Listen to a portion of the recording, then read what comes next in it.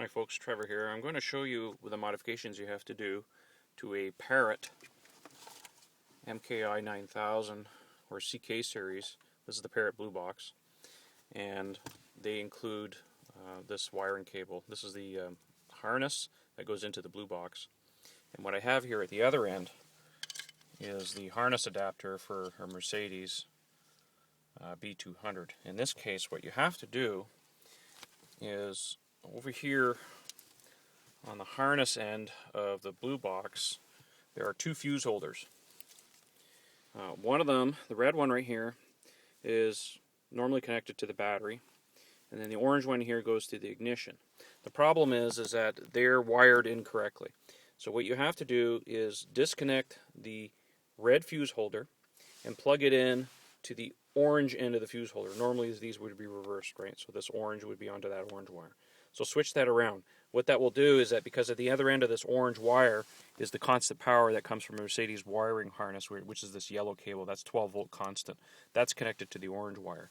So again, just take the red, connect it to the orange fuse holder. Now, the orange fuse holder, on the other hand, you have to disconnect it. And what I have it done here is I have it connected to a little bit of red wire, which is the leftover from the other end of this red fuse holder, and that was just clipped here at the bottom. I just clipped the wire off right there. So I just took a wire splicer and spliced it to the wiring harness connector. This is the ISO connector that comes from the Parrot Blue Box wiring, and then you connect it to the green wire. This green wire on the other end of this connector goes to this blue. This blue, which is connected to the Mercedes wiring harness, is the antenna power. So when you turn on the radio, this supplies 12 volt power to this wire, and this supplies, which is green right here, it's wired incorrectly, but anyways, you tap that off into the red wire, which becomes the orange wire on this end, to the wiring harness, and that gives you your 12 volt powered on.